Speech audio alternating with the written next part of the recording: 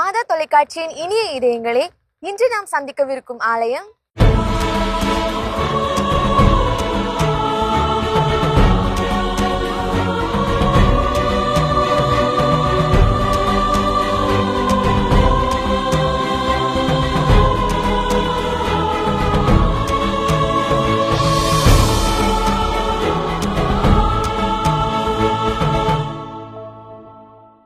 புனித சவேரியார், புனித அருளானந்தர், புனித ஜோசப் வாஸ் என 3 புனிதர்களின் பாதம் பட்ட புண்ணிய பூமியான மற்றும் பல வரலாற்று பாரம்பரியங்களை தன்னகத்தே கொண்டுள்ள பிள்ளைத்தோப்பில் அமைந்துள்ள புனித சூசேப்பர் ஆலயம்.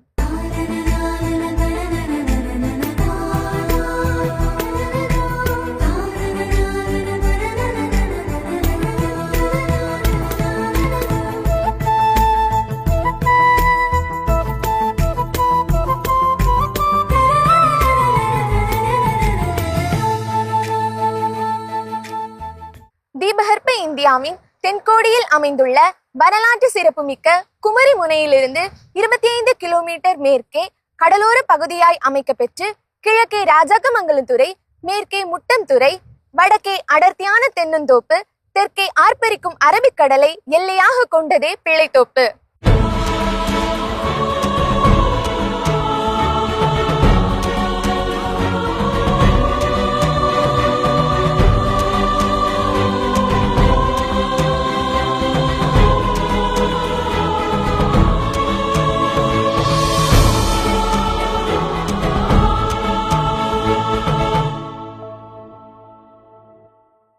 புனித தோமையார் காலத்திலிருந்தே குமரியில் கிறிஸ்தவர்கள் வாழ்ந்து வந்தனர் என்று 1552ஆம் ஆண்டு இயேசு சபை அருட்சகோதரர் ஒருவர் எழுதிய கடிதத்திலிருந்து நமக்கு தெரிய வருகின்றது. 1604இல் ஜோவானி மரிய கம்போரி என்னும் இயேசு சபை அருட்பணியாளர் திருவிதாங்கூர் அரசனின் அவையில் வங்கை மேற்பார்வையாளர்களாக சிரியன் கிறிஸ்தவர்கள் பணிபுரிந்தனர் என்று அவரது நாள் குறிப்பேட்டில் குறிப்பிடுகின்றார். 1498ஆம் ஆண்டு மே மாதம் 27ஆம் நாள் கேரளாவில் உள்ள கோழிக்கோட்டிற்கு வாஸ்கோடகாமா வந்தடைந்தார். 1517ஆம் ஆண்டு உயர் ஜாதியினர் அல்லாத பிற இனத்தவருக்கு போர்த்துகீசியர்கள் திருமுழுக்கு வழங்கினர். கடலோர மீனவர்களுக்கும் திருமுழுக்கு வழங்கப்பட்டது. 1535 முதல் 1537 வரை தென்கிழக்கு பகுதி கடலோர மீனவர்களுக்கு திருமுழுக்கு வழங்கப்பட்டது. கிபி 1544ஆம் ஆண்டு அப்போதைய கொச்சி மறைமாவட்ட முதன்மை அருள்பணியாளர் அருள்பணி மைக்கேல் வாஸ் என்பவர் பிரான்சிஸ்கன் சபையை சார்ந்தவர். இவர் பிள்ளைத்தோப்பு பகுதிக்கு வந்து இங்கு வாழ்ந்த மக்களுக்கு திருமுழுக்கு கொடுத்தார். அச்சமயத்தில் களிமண்ணால் கட்டப்பட்ட பனை ஓலையால் வேயப்பட்ட மரியனை ஆலயம் இருந்து வந்துள்ளது. வடுகர் படையை புனித சவேரியார் பின்வாங்க செய்ததன் விளைவாக திருவிதாங்கூர் மன்னர் கடலோர மக்களை கிறிஸ்தவர்களாக்க புனித சவேரியாருக்கு அனுமதி அளித்தார். 1544ஆம் ஆண்டு புனித சவேரியார் பூவார் முதல் பள்ளம் வரை கடலோர கிராமங்களில் பயணித்து அங்குள்ள மக்களை கிறிஸ்தவத்தில் இணைத்தார். சவேரியாரின் வாழ்க்கை வரலாற்றில் இந்நிகழ்வு தி கிரேட் ஹார்வெஸ்ட் என்றும் 10,000 மீனவர்கள் கத்தோலிக்க திருமறையை தழுவியதாகவும் வரலாறு குறிப்பிடுகின்றது. டச்சுக்காரர்கள் போர்த்துகீசியரிடமிருந்து கொச்சியை கைப்பற்றினர். டச்சுக்காரர்கள் கால்வினிய கொள்கையை பின்பற்றியவர்கள், கத்தோலிக்க மதத்திற்கு எதிராக இருந்தவர்கள். எனவே இயேசு சபை குருக்களும் கிறிஸ்தவ மக்களும் பல இன்னல்களை சந்திக்க நேர்ந்தது. இந்நிலையில் இயேசு சபையினர் திருவிதாங்கூர் மன்னரின் அனுமதி பெற்று தங்கள் மலபார் மிஷன் தலைமையகத்தை தோப்பு எனப்படும் பிள்ளைத்தோப்பு பகுதிக்கு மாற்றினர். களிமண்ணால் கட்டப்பட்ட ஆலயம் மற்றும் இயேசு சபை கல்லூரியும் இங்கு இருந்தன. தமிழ்நாட்டின் முதல் மறைபரப்பு மையமாக பிள்ளைத்தோப்பு இருந்துள்ளது. புனித அருளானந்தரும் புனித ஜோசப் வாசும் இயேசு சபை மாநில தலைவரை பிள்ளைத்தோப்பில் சந்தித்து சில நாட்கள் இங்கு தங்கி மறைப்பணி செய்ததாக வரலாறு கூறுகிறது. கிபி 1682வது வருஷம் அருட்பணி ஆண்ட்ரே ஃப்ரேயர் என்பவர் இயேசு சபை மறை மாநில தலைவராக பிள்ளைத்தோப்புல பணி செஞ்சுட்டு இருந்தாங்க. அவருடைய மேற்பார்வையில் இயங்கிய மதுரை மறைபரப்பு தளத்திற்காக பணியாற்ற புனித அருளானந்தர் வந்தாரு. அப்போது அவர் பிள்ளைத்தோப்புல இருந்த இயேசு சபை இல்லத்துல கொஞ்ச நாள் தங்கி அருட்பணி ஆண்ட்ரே ஃப்ரேயர் அவரோட மதுரை மறைபரப்பு தளத்துல அவர் செய்ய போகும் பணிகளை குறித்து ஆலோசிச்சாங்க. கிபி 1686வது வருஷம் ஜூலை மாசத்துல மரவ நாட்டு பகுதிகளில் உள்ள ஏறத்தாழ 2000 மக்களுக்கு திருமுழுக்கு கொடுத்தார் புனித அருளானந்தர். தன்னுடைய அனுமதி இல்லாம மறைபரப்பு பணி செஞ்சதற்காக சேதுபதி மன்னருடைய அமைச்சர் குமரப்ப பிள்ளை புனித அருளானந்தரையும் அவருடைய 6 சீடர்களையும் கைது செஞ்சு ராத்திரி முழுசும் மரத்துல கட்டி வச்சிருந்தாங்க. மறுநாள் நீர்வது எனப்படும் தண்டனையா அவங்கள தண்ணி இறைக்கிற கப்பியில தலைகீழா கட்டி நீருக்குள்ள அமுக்கி எடுத்தாங்க. இதனால அவங்களுக்கு மூச்சு திணறல் ஏற்பட்டுச்சு. அந்த சித்திரவதைக்கு பின்னு எல்லாரையும் பாகநேரிக்கு கொண்டு வந்தாங்க. அங்கு புனித அருளானந்தரின் அங்கியை கழற்றிட்டு அவரை சுடுகின்ற பாறை மீது உருட்டி விட்டாங்க. இதனால புனித அருளானந்தருக்கு உடல் முழுதும் காயங்கள் ஏற்பட்டுச்சு. அதன் பின் சேதுபதி மன்னர் அவங்க யாரும் அவருடைய அனுமதி இல்லாம மறைபரப்பு பணி செய்யக்கூடாதுன்னு எச்சரிக்கை அனுப்பினாரு. இந்த சம்பவத்தை கேள்விப்பட்ட இயேசு சபை தலைவர் புனித அருளானந்தரை பிள்ளைத்தோப்புக்கு அழைச்சாரு. பல சித்திரவதைகளால் காயமடைஞ்சிருந்த புனித அருளானந்தரின் உடல்நிலை பிள்ளைத்தோப்புக்கு வந்து 1 மாசத்துல தேறிச்சு. அதன் பின் புனித அருளானந்தர் மலபார் மறை மாநிலத்தின் பிரதிநிதியாக தேர்ந்தெடுக்கப்பட்டு இயேசு சபை தலைவரை சந்திப்பதற்காக போர்த்துகல் நாட்டிற்கு அனுப்பி வைக்கப்பட்டார். 2 ஆண்டுகளுக்கு பிறகு போர்த்துகல் நாட்டின் அரண்மனைகளை விட மரவ நாட்டின் காடுகளையே விரும்புகிறேன்னு சொல்லிட்டு 7 இளம் குருக்களுடன் புனித அருளானந்தர் இந்தியாவுக்கு வந்தார். கோவாவில் பிறந்த ஜோசப் வாஸ் டச்சு நாட்டவரின் ஆளுகையின் கீழ் வந்த இலங்கைக்கு சென்று மறைப்பணி ஆற்ற விரும்பினார். டச்சுக்காரர்கள் கால்வினிய கொள்கையை பின்பற்றியவர்கள், கத்தோலிக்க மதத்திற்கு எதிராக இருந்தவர்கள். அந்நாட்களில் இலங்கை செல்ல வேண்டுமானால் தூத்துக்குடியில் உள்ள டச்சு ஆளுநரிடம் அனுமதி பெற்று அங்கிருந்து பாய்மர கப்பல் மூலமாக செல்ல வேண்டும். எனவே ஜோசப் வாஸ் கோவாவில் இருந்து கொச்சிக்கு வந்தார். சில நாட்கள் அங்கு தங்கிவிட்டு தென்னகத்தின் கத்தோலிக்க மறைபரப்பின் இதயமாக திகழ்ந்த தோப்பு எனப்படும் பிள்ளைத்தோப்பு பகுதிக்கு வந்தார். டச்சு அரசாங்கத்தின் கண்களில் படாமல் எப்படி இலங்கை சென்று அடையலாம் என இயேசு சபை மாநில தலைவர் ஆண்ட்ரே பிரேயரிடம் ஆலோசனை நடத்தினார். அதன்படி ஒரு வறுமையான கூலிக்காரன் போல உருமாறி உடை அணிந்து தூத்துக்குடி வந்தடைந்தார். அங்கிருந்து 1687ஆம் ஆண்டு ஏப்ரல் மாதத்தில் ஒரு பாய்மர கப்பலில் இலங்கைக்கு பயணமானார். அங்கு சிங்கள தமிழ் மக்களுக்கு கிறிஸ்தவ மறையை போதித்தார். திரவை இவரை 2015இல் புனிதராக அறிவித்தது. இந்த புனிதரின் பாதம் பட்ட புண்ணிய பூமியாக பிள்ளைத்தோப்பு திகழ்கிறது. பிள்ளைத்தோப்பில் ஆலயம் உருவான வரலாறு. மீனவர்களை தொடர்ந்து உள்நாட்டு பகுதியில் இருந்த விவசாய குடிகள் கிறிஸ்தவ மதத்தை ஏற்றனர். இதனை விரும்பாத சிலர் அனைவரும் கிறிஸ்தவர்களாக மாறுவதன் மூலம் ஆங்கிலேயே கிழக்கு இந்திய கம்பெனி திருவிதாங்கூர் சமஸ்தானத்தை கைப்பற்றிவிடும் என்று திருவிதாங்கூர் மன்னரிடம் இயேசு சபையினர் பற்றிய தவறான தகவலை தந்தனர். திருவிதாங்கூர் மன்னரால் 1705ஆம் ஆண்டு பிள்ளைத்தோப்பில் இருந்த ஆலயம் தீக்கிரையாக்கப்பட்டது.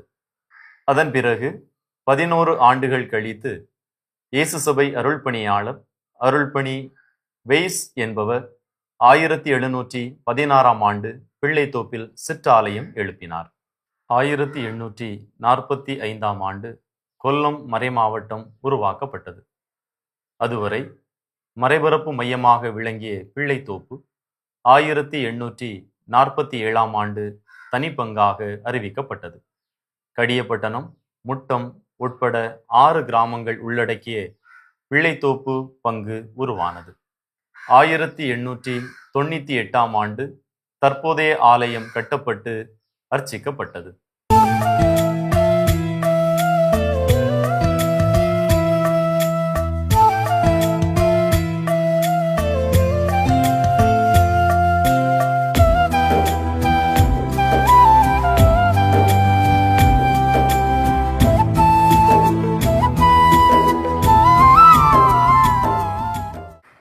பேரலையால் சேதமடைந்த ஆலயம் 2007ஆம் ஆண்டு மறுசீரமைப்பு செய்யப்பட்டது. மீண்டும் 2022 டிசம்பர் 21 புதனன்று பெரும் பொருட்செலவில் மறுசீரமைப்பு செய்யப்பட்ட ஆலயத்தின் பீடம் கோட்டாறு மறைமாவட்ட ஆயர் மேதகு நசரீன் சுசை அவர்களால் அர்ச்சிக்கப்பட்டது. தாயினும் சீரந்த எம் தந்தையே, தவமாக வாழ்வையே தந்தாயே.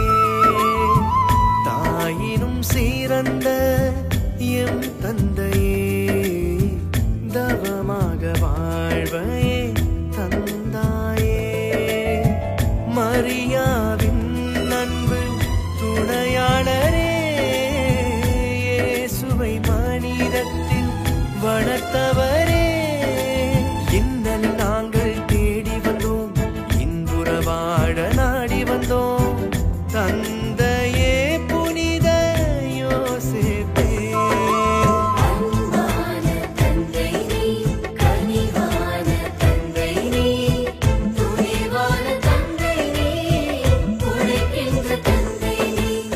மறுசீரமைப்பு செய்யப்பட்ட ஆலயத்தின் பீடமானது அழகுற அமைந்துள்ளது.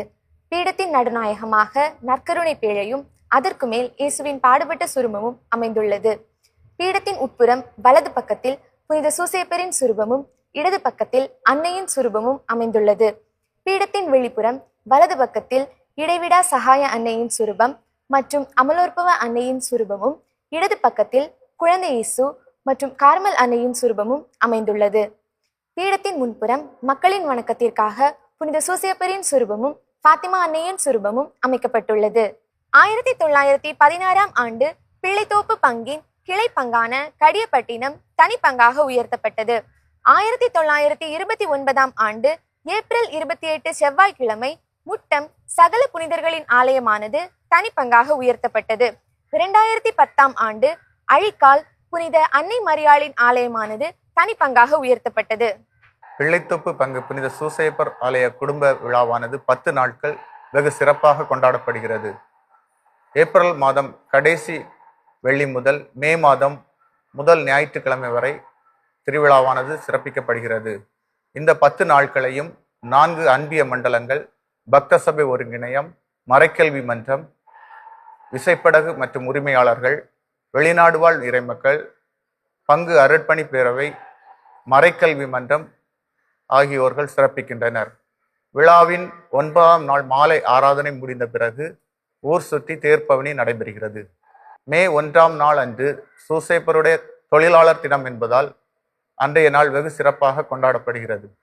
ஆலயத்தின் வெளிப்புறம் வலது பக்கத்தில் லூர்து அன்னையின் அழகிய கெபியானது அமைந்துள்ளது. சுமார் 50 ஆண்டுகளுக்கு முன் இந்த கெபியானது அருட்பணி ஜெரோம் பெர்னாண்டோ அவர்களின் காலத்தில் முட்டம் பங்கை சார்ந்த திரு அந்தோணியப்பன் அவர்களின் உதவியுடன் உருவாக்கப்பட்டு 1972ஆம் ஆண்டு பிப்ரவரி 11 அர்ச்சிக்கப்பட்டது.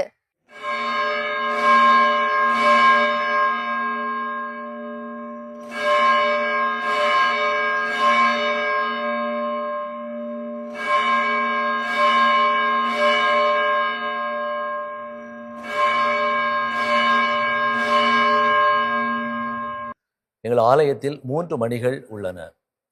இந்த மணிகள் 1912 மே 11ஆம் தேதி நிறுவப்பட்டது.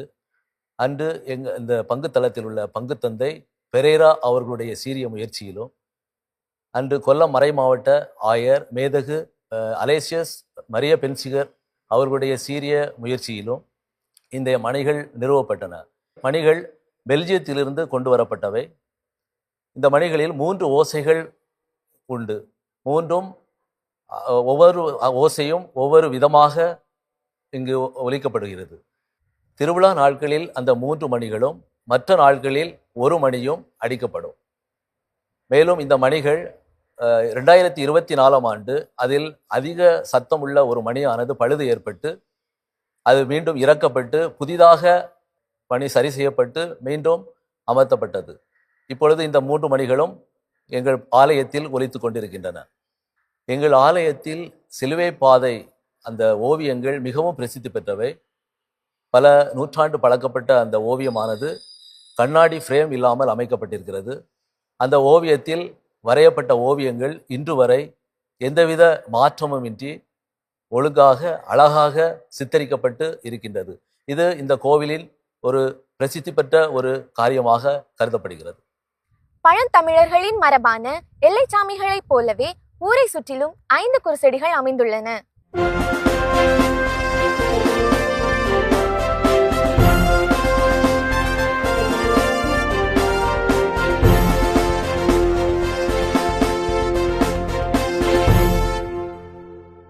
பிள்ளைத்தோப்பு பங்கனுடைய மேற்கு பகுதியில் இருக்கக்கூடிய மேலத்துறையில் ஒரு 75 வருஷத்துக்கு முன்னாடி ஒருத்தர் நோயிலிருந்து குணம் பெற்றதுக்காக அவங்க நேர்ச்சை கடனாக ஒரு சின்ன குடிசை மாதிரி கட்டி அதில் விளக்கு ஏற்றிட்டு வந்திருக்காங்க. விளக்கு மட்டும். ஆனால் அது காலப்போக்கில் அப்படியே அதே பகுதியில் 1970 புனித மிக்கேல் அதிதூதருக்கான ஒரு குருசடி கட்டி எழுப்பப்பட்டது. அது மிக சிறப்பாக அந்த வழிபாடுகள்லாம் யோமாலை போன்ற வழிபாடுகள்லாம் நடைபெற்றது. அதுக்கப்புறம் சுனாமி வந்த நேரத்தில் 2004 சுனாமி வந்த பிறகு அந்த பகுதியில் திருப்பியும் அதை புதுப்பிச்சு அந்த குருசடியை புதுப்பிச்சு பக்கத்தில் ஒரு ஸ்டேஜும் கட்டி அது பக்கத்தில் ஒரு ரூமும் கட்டி அப்படி அது வந்து சில நேரத்தில் திருவிழா வழிபாடுகள்லாம் அங்கே நடக்க ஆரம்பிச்சது. இப்போ காலப்போக்கில் என்ன செய்திருக்கோம்னு சொன்னால் 2022 கடற்கரை பகுதியில் என்ன பண்ணியிருக்கோம்னா மிக்கேல் எழுதுவதற்கான ஒரு குருசடி பெரிதாக கட்டி எழுப்பப்பட்டு அது சிறப்பாக நடைமுறையில் இருந்து வருது. மிக்கேல் செம்மனசு குருசடியில் ஆண்டுதோறும் ஜூலை மாதத்தில் 3 நாள் விழா நடைபெறும். ஒரு கொடியேற்றம், அதை தொடர்ந்து அடுத்த நாள் வேஸ்பிரஸ், அதுக்கப்புறம் திருப்பலி, அடுத்த நாள் விழா திருப்பலி என்ற அளவில் ஒவ்வொரு வருடமும் ஜூலை மாதத்தில் அந்த விழா நடக்கும். பிள்ளைத்தோப்பு பங்கின் ஊரின் மத்தியில் மேலத்துறை பகுதியில் நடுவில் அமைந்துள்ளது எங்களது லேனாள் குருசடி. இந்த குருசடியானது 100 ஆண்டிற்கு மேலாக பழமை வாய்ந்த குருசடி. இந்த குருசடியில் நோயால் பாதிக்கப்பட்டவர்களும் பேய் பிடித்தவர்களும் தங்கி குணமடைந்து வந்ததாக வரலாறுகள் உண்டு. இந்த குருசடி சுனாமியின் போது முற்றிலும் பாதிக்கப்பட்டு இப்போது புதுப்பிக்கப்பட்டு மாலை நேர ஜெப வழிபாட்டிற்கும் ஆன்மீக வழிபாட்டிற்குமாக பயன்படுத்தி வருகிறோம். பிள்ளைத்தோப்பு பங்கு புனித அந்தோனியார் குருசடி 1912ஆம் ஆண்டு மண்ணால் உருவாக்கப்பட்டது. இந்த குருசடியில் நிறைய புதுமைகள்லாம் நடந்தது. அதனால நேர்ச்சை செலுத்துவதற்கு நிறைய மக்கள் வந்தாங்க. அதனால இந்த குருசடியை சாவடியாக மாற்றினாங்க. சின்ன குடிசை மாதிரி அமைக்கப்பட்டிருந்த குருசடியாக இருந்தது. 30/5/1992ஆம் ஆண்டு இந்த குருசடி 2 அடுக்குகளாக கட்டப்பட்டது. முதல் தளத்தில் அந்தோனியாரும் 2ஆம் தளத்தில் குழந்தை இயேசுவும் வைக்கப்பட்டிருந்தாங்க. இதன் பிறகு இந்த குருசடியில் பார்த்தீங்கன்னா குருத்து ஞாயிறு அன்று கஞ்சி கொடுக்குறாங்க. அந்த கஞ்சி குடிப்பதற்காக பல ஊர்களிலிருந்து மக்கள் வந்து அந்த கஞ்சை வந்து பருக்கிறாங்க. 1992ஆம் ஆண்டு இந்த குருசடி மீண்டும் இடிக்கப்பட்டு கட்டப்பட்டது. சுனாமி வந்ததுக்கு பிறகு இந்த குருசடி பழையபடியும் இடிக்கப்பட்டு 3 தளமாக கட்டப்பட்டது. முதல் தளத்தில் அந்தோனியாரும், 2ஆம் தளத்தில் சகாய மாதாவும், 3ஆம் தளத்தில் குழந்தை இயேசுவும் வைக்கப்பட்டிருக்காங்க. இந்த குருசடியில ஒவ்வொரு ஆண்டும் பிப்ரவரி மாதம் திருவிழா எடுக்கிறாங்க.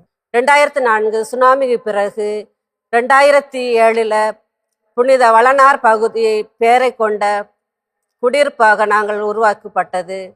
அதன் பிறகு 2014 ஓலை குடிசையை கட்டி அதில் நாங்கள் மாதா சிறுவத்தை வைத்து வழிபட்டு வந்தோம். 2014 புதிய குருசடியாக உருவாக்கப்பட்டு அதில் கலையரங்கமும் கொடி மரமும் தடுப்பு சுவரும் கட்டி எழுப்பியுள்ளோம். புனித திருச்சிலுவை நாதர் குருசடி சுமார் 125 ஆண்டுகளுக்கு மேல் பழமையான இந்த குருசடி பிள்ளைத்தோப்பு ஊரின் எல்லையில் அமைந்துள்ளது. மக்கள் நாள்தோறும் மெழுகுவர்த்திகள் ஏற்றி ஜெபித்து வருகின்றனர்.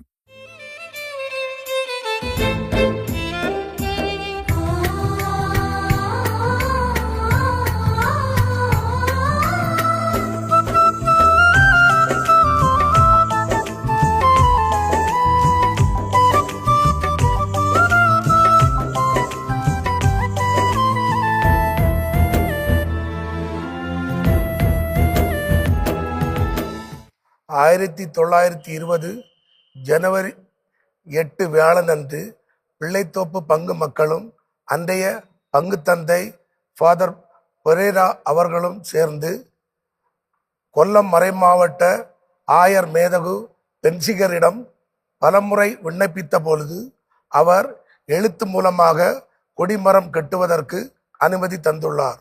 அந்த கொடிமரம் கட்டுவதற்கு மொத்த செலவு 300 ரூபாய் ஆனது. பிள்ளைத்தோப்பு பங்கு ஒரு பாரம்பரியமிக்க பங்கு மட்டுமல்ல, 3 புனிதர்களுடைய காலடிப்பட்ட ஒரு பங்கு. சவேரியார், புனித அருளானந்தர் என்று அழைக்கப்படுகிற ஜான் பிரிட்டோ, புனித ஜோசப் வாஸ், இந்த 3 புனிதர்களும் இங்கே காலடி எடுத்து வைத்திருக்கிறார்கள். எங்களுடைய முப்பெரு விழா நடைபெற்ற 2022ஆம் ஆண்டில் 23ஆம் ஆண்டில் இதை பற்றி அன்றைக்கு இருந்த பங்கு அருள்பணி பேரவை யோசித்து அவர்கள் என்ன செய்தார்கள் என்றால் ஒரு வரலாற்று பூங்கா ஒன்று அமைக்க வேண்டும். இந்த 3 புனிதர்களையும் முக்கியத்துவப்படுத்துகிற வகையில் கட்டாயம் இங்கே ஒரு வரலாற்று பூங்கா அமைக்க வேண்டும். வருகிறவர்கள் போகிறவர்கள் இந்த பகுதியில் வர்றவங்கெல்லாம் இந்த பங்கினுடைய அந்த புனிதர்கள் பாதம் பட்டு அந்த விஷயத்தை நினைவு கூற வேண்டும் என்பதற்காக அந்த பூங்கா அமைக்கப்பட்டது. மிக சிறப்பாக அந்த பூங்கா அமைக்கப்பட்டு அது ஆயர் அவர்களால் அது திறந்து வைக்கப்பட்டது.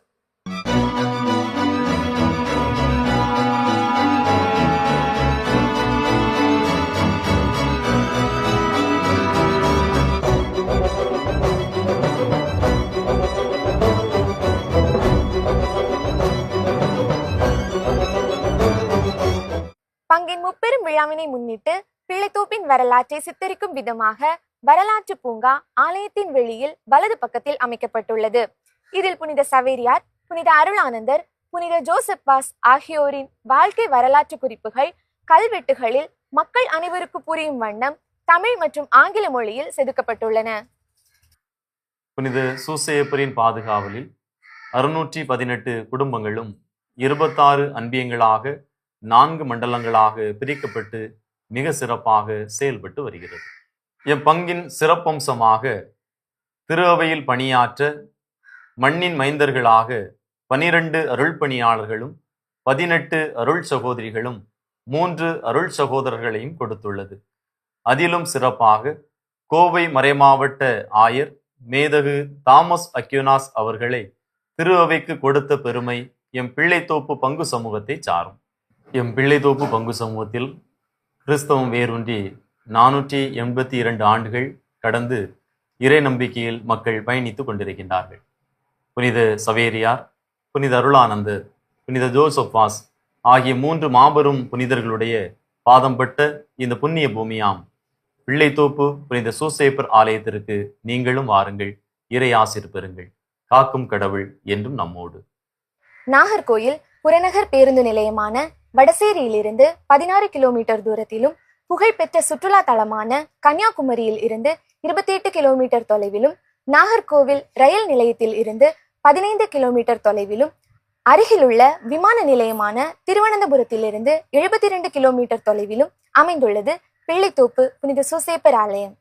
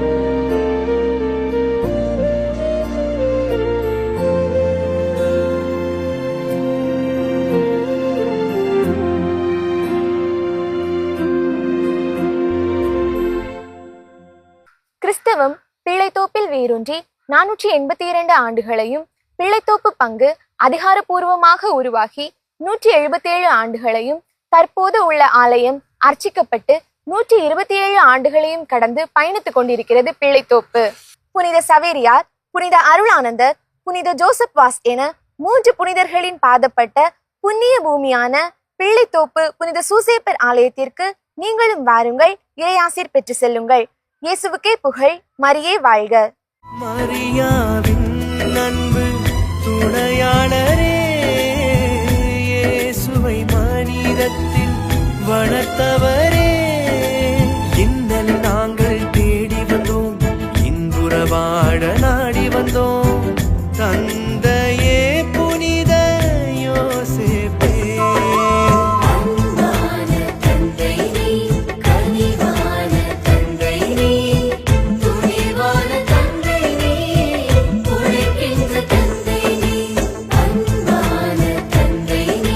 கனி